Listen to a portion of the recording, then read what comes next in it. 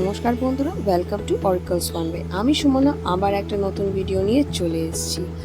আজ 17ই জুলাই, রথ হয়ে গেছে, উল্টো রথ হয়ে গেছে, বাট এখনও চলছে রথের মেলা। আমি চলে এসেছি বাগবাজার সার্বজনীন মাঠে, আর এখানে চলছে রথ উৎসব, একদম পুরীর মতন রথ। আমি দাঁড়িয়ে আছি সার্বজনীন মাঠের সামনে। এই দিক দিয়ে চলে গেলেই পড়বে বাগবাজার বাটা, আর আমার বাঁ দিক দিয়ে চলে গেলে পড়বে বাগবাজার লঞ্চ ঘাট। এবারে চলুন মেলার দিকে এগোনো যাক।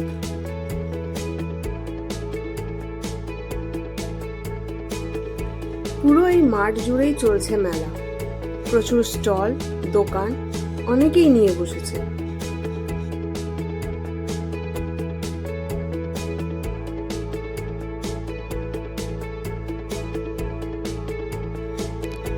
ভাজা হচ্ছে এখানে টাটকা গরম জিলিপি, আর তার সাথে অনেক কিছু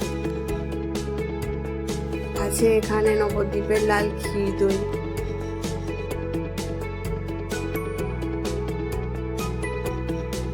আর হরেক মালের দোকান তো রয়েছেই সাথে, প্রত্যেক মেলাতেই পাওয়া যায়।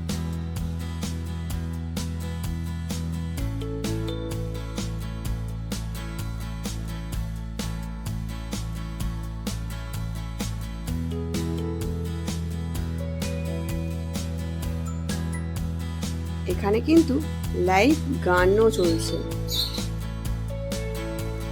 রয়েছে এখানে প্রচুর বড়দের এবং বাচ্চাদের খেলবার জিনিস, আর তার সাথে মেলাতে খাবার দাবার ছাড়া পূর্ণ হয় নাকি। রয়েছে অনেক ফুচকা স্টল, চাটের স্টল, আইসক্রিমের দোকান। চলুন এবারে তাহলে ভেতরে দর্শন করে নিই। যারা এখানে ঠাকুরকে স্পর্শ করে দর্শন করতে চায় তারা লাইন দিয়েও দর্শন করতে পারে এবং স্পর্শ করতে পারে।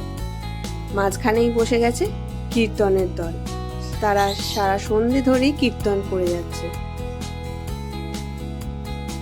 এখানে কিন্তু যতদিন রথের মেলা বসে রোজ কিন্তু ফ্রিতে ভোগ প্রসাদ দেয়া হয়।